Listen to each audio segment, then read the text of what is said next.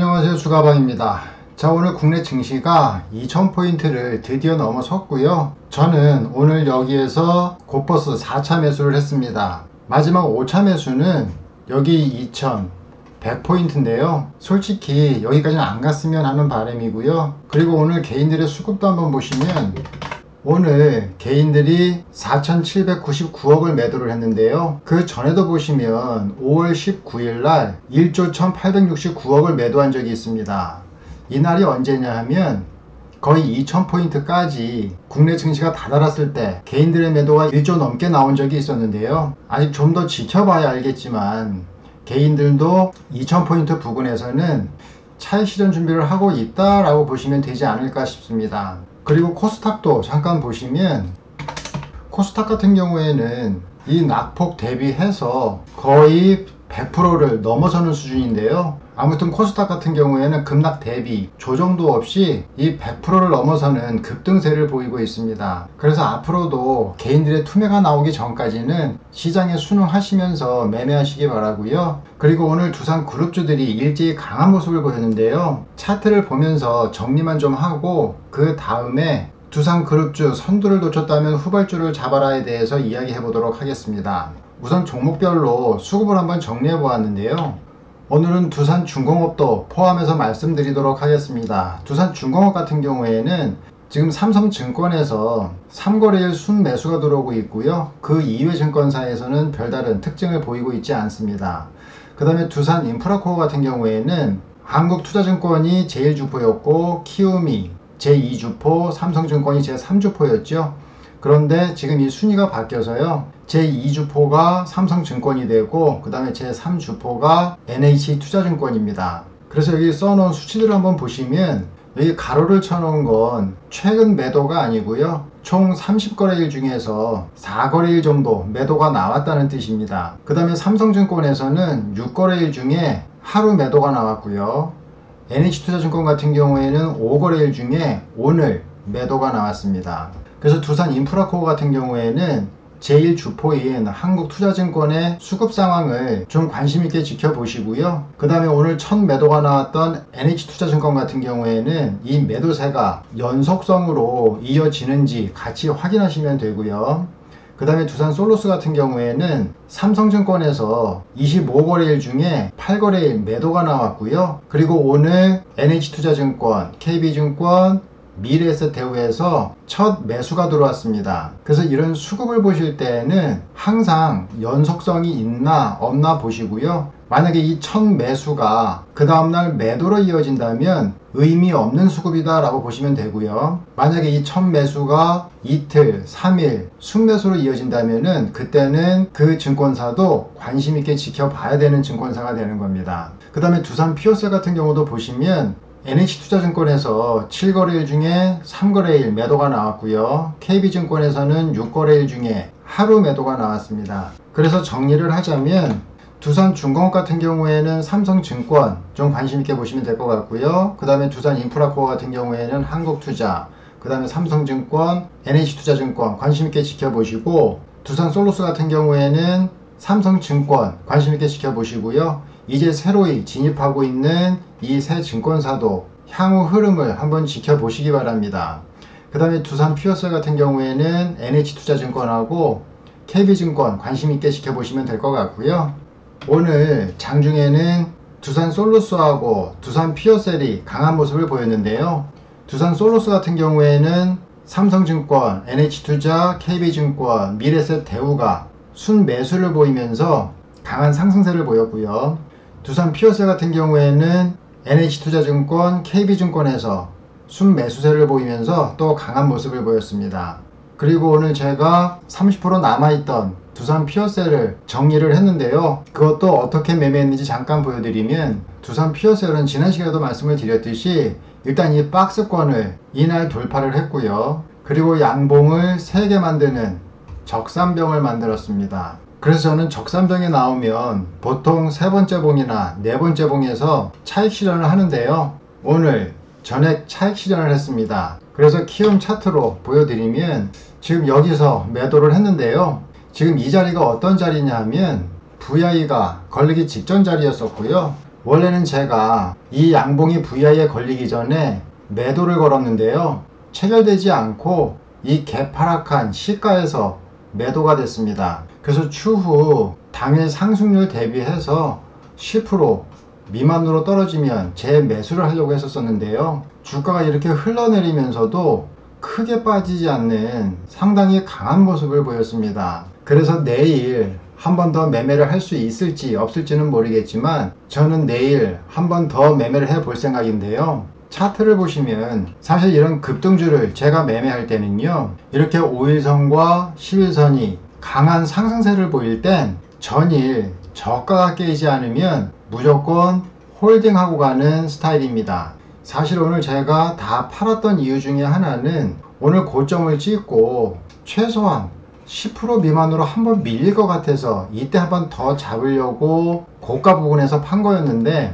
밀리지 않고 상당히 강하게 지지받는 모습을 보였고요. 내일 종가 대비해서 밀리면 다시 한번 잡아보도록 하겠습니다. 그리고 만약 이 두산 피어셀을 갖고 계신 분들 같은 경우에는 한번 이 5일선이 깨지기 전까지 들고 가는 전략으로 한번 대응해 보시고요. 나는 5일선이 깨질 때까지 내 수익을 반납하고 싶지 않다라고 하시는 분들은 분차트로 보셨을 때 이렇게 날 세우면서 급등할 때 파셔야 최소한의 고점에 가깝게 수익을 챙기실 수 있고요. 여기서 조정 주고 다시 가기를 바라고 들고 갈 생각이시면 차라리 일봉을 보시고 5일선을 대응하시는 게 훨씬 더 마음이 편합니다. 그래서 내가 수익을 어떻게 챙겨 먹을지 생각하시면서 일봉으로 대응할지 분봉으로 대응할지 결정하시면 되고요. 저 같은 경우에는 적산병을 만드는 마지막 봉이었기 때문에 최대한 고점에서 매도하는 전략으로 분봉에서 대응을 했습니다. 그래서 오늘 두산 그룹주 중에서 가장 강한 모습을 보였던 두산 피오셀 보유하신 분들은 분봉으로 대응하실지 일봉으로 대응하실지 결정하시고 대응하시기 바라고요. 그 다음에 두산 솔루스 같은 경우에도 보시면 두산 피어셀에 비해서는 얌전하게 상승하는 모습을 보이고 있고요. 이 5일선 대비해서 주가가 이렇게 이격을 벌리면 21선까지 밀리는 경우도 있습니다. 하지만 이러한 스토리는 향후 이야기고요. 지금 현재로서는 두산 피어셀이든 두산 솔루스든 5일선을 타고 가는 초기 단계이기 때문에 두산 솔루스도 전 저가만 깨지 않는다면 보유하고 계신 분들은 들고 가는 전략으로 대응하셔도 괜찮을 것 같고요. 자, 그 다음에 두산 인프라코어도 보시면, 자, 두산 인프라코어는 말씀드렸던 것처럼 여기가 5,000원이고요. 그 다음에 이렇게 천천히 조정을 보이고 있죠. 그래서 내일 만약에 또다시 밀린다면 이 중심선에 닿지 않을까라는 생각이 들고요. 이 중심선 부근에 접근을 한다면 지지를 받는지 여부를 확인하시고 지지를 못 받는다면 이 5,000원까지 기다려 보셔도 됩니다. 그래서 두산 인프라코어는 이 5,000원이나 이 중심선에서 좀 관심 있게 지켜보시고요. 추가적으로 이 라인에서 강한 수급이 들어오지 않는다면 더 밀릴 수도 있다는 것도 염두하시면서 대응하시기 바랍니다.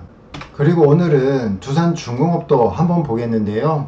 두산중공업 같은 경우에는 거의 지금 한 달간 이 박스권을 만들면서 횡보를 하고 있는데요. 이 두산중공업의 수급을 한번 보시면 외국인들이 계속 순매수를 하고 있고요. 여기 기관도 보시면 보험이 강한 순매수를 보이고 있는데요. 이 기관들의 특징을 잠깐 보시면 이 연기금이나 보험 같은 경우에는 우리가 삶의 질을 높이기 위해 투자한 자금으로 연기금이나 보험의 입장에서는 고정 자금의 성격이 되게 강합니다. 그러다 보니까 장기 투자에 성향을 띠고 있고요. 그 다음에 이 사모펀드나 투신, 은행 같은 경우에는 우리가 투자를 위해 돈을 예치하는 만큼 투자의 성격이 강해서 단기로 운용되는 경향이 큽니다. 그러다 보니까 이 기관들 중에서도 단기, 중기, 장기 성향을 띠는 기관들이 있는데요. 방금 말씀드렸던 것처럼 단기 성향을 띠고 있는 기관은 사모펀드하고 투신하고 은행이라고 보시면 되고요. 그 다음에 장기 성향을 띠고 있는 기관은 연기금하고 보험이라고 보시면 됩니다. 여기에 금융투자 같은 경우에는 중기 정도의 성격을 띠고 있다라고 보시면 되는데요. 이 두산중공업 같은 경우에는 지금 보시면 장기 성향을 띠고 있는 보험에서 집중적으로 투자를 하고 있고요. 그 다음에 최근 들어서 연기금하고 금융투자의 자금도 강하게 들어오는 모습을 보이고 있습니다. 그리고 외국인도 보시면 외국인 같은 경우에는 유럽계 자금과 미국계 자금 두 개로 나뉜다고 말씀을 드렸죠. 그래서 유럽계 자금은 단기 자금의 성격이 많고 미국계 자금은 장기 자금의 성격을 띠고 있다라고 말씀을 드렸는데요. 자, 그래서 요것도 한번 보시면 이 두산중공업의 최근 5거래일을 보시면 SG증권이 제일 주포고요. 그 다음에 모건스탠리, 그 다음에 JP모건, 그 다음에 메릴린치 순으로 들어와 있는데요. SG증권 같은 경우에는 프랑스 증권사입니다. 그 다음에 다 아시다시피 모건이나 JP모건이나 메릴린치 같은 경우에는 미국계 증권사죠. 그래서 외국계 자금으로는 단기 자금이 가장 크게 치고 들어와 있는 상황이고요. 그 다음에 장기 자금이 제2주포, 제3주포로 자리를 잡고 있습니다. 뭐 이 정도면 수급의 성질도 그렇게 나빠 보이지는 않고요. 전체적으로 두산중공업 같은 경우에는 정리를 하면 외국계 자금과 기관의 자금이 집중적으로 몰려있는 종목이다 라고 보시면 될 것 같고요. 다시 한번 수급 상황을 보시면 외국인과 기관의 수급이 꾸준히 들어오고 있는 반면에 개인들의 수급이 별로 없죠. 이렇게 되면 이 박스권으로 움직이다가 바로 박스권 상단을 돌파하고 넘어갈 수도 있고요. 만약에 개인의 수급이 많으면 박스권 하단으로 깊게 눌렀다가 조정을 더 보인 후에 이렇게 상승으로 넘어가는 경우도 있습니다. 그래서 두산중공업 같은 경우에는 저는 이 박스권 하단에서 매수를 한번 대응해 볼 생각이고요. 만약에 박스권 하단이 무너진다면 여기 2,500원까지 분할 매수로 한번 대응해 볼 생각입니다. 그래서 저도 좀 두산중공업 같은 경우는 좀 길게 보고 투자해 볼 생각이고요. 지금 현재 두산중공업의 주가가 박스권 중간에 있기 때문에 이 박스권 상단을 돌파하거나 아니면 이 박스권 하단까지 밀리면 수급 체크 한번 해보고 매매로 접근해 보도록 하겠습니다. 그래서 전체적으로 이것도 수급을 한번 정리해 보면은요, 일단 두산중공업 같은 경우에는 외국인과 기관들이 순매수하는 종목이라고 그랬고요. 이거 이외에도 두산인프라코어도 보시면 최근 들어 외국인이 이 거래에 순매수를 하고 있고요. 그 전에는 기관들이 꾸준한 매수세를 보였는데 최근 매도세를 보이고 있죠. 이 매도세를 보이는 부분들이 여기 지금 하락하는 구간이다 라고 보시면 될 것 같고요. 아직까지는 이 기간 동안에 순매수에 대한 차익 실현 정도다 라고 보시면 될 것 같고요. 그래서 이 상승 중에 이 조정을 아직 하락 추세로 보기에는 좀 이르지 않나 싶습니다. 그 다음에 두산 피어셀도 보시면 개인들의 수급은 별로 없죠. 그 다음에 외국인의 수급은 간간히 있고 두산 피어셀 같은 경우에는 기관이 상당히 열심히 사고 있는 종목이다 라고 보시면 되는데 그 기간 중에서도 약간 장기 성향을 띠고 있는 연기금하고 그 다음에 단기 성향을 띠고 있는 투신의 수급이 좀 눈에 띄어 보이고요. 여기 보험도 보시면 수급이 나쁘지는 않습니다. 이에 반해서 두산 솔루스 같은 경우에는 외국인이나 기관들이 전혀 관심을 안 갖고 있는 종목이다 라고 보시면 되고요. 오로지 개인의 힘에 의해서만 이렇게 상승하고 있는 종목이다 라고 보시면 되는데 이렇게 개인만의 힘으로 가는 종목들은 항상 변동성이 클 수도 있다라는 거 염두에 두시고 매매하시면 됩니다. 다시 말해서 손절가를 짧게 잡아놓고 대응하시면 다 털릴 수 있어요. 그래서 개인이 주도하는 종목들 같은 경우에는 손절가를 잡더라도 크게 잡거나 아니면 상승할 때 잡지 마시고 깊게 조정이 들어올 때 잡으셔야만 털리지 않고 추가 상승을 따라갈 수 있고요. 그렇지 않고 이렇게 변동성이 심한 종목에서 손절가를 짧게 잡아놓고 대응하시면 이거는 돈 버리러 투자하는 거하고 똑같습니다. 손절가를 짧게 잡는 게 중요한 게 아니고요. 털릴 걸 알면서 손절가를 짧게 잡는 게 문제가 되는 겁니다. 그래서 저 같은 경우에는 이렇게 변동성이 심한 종목들 같은 경우에는 거의 예약 매수로 대응을 하고요. 절대로 추격 매수는 하지 않습니다. 자, 이런 것도 여러분이 매매하실 때 참고하셔서 매매하시면 좋을 것 같고요.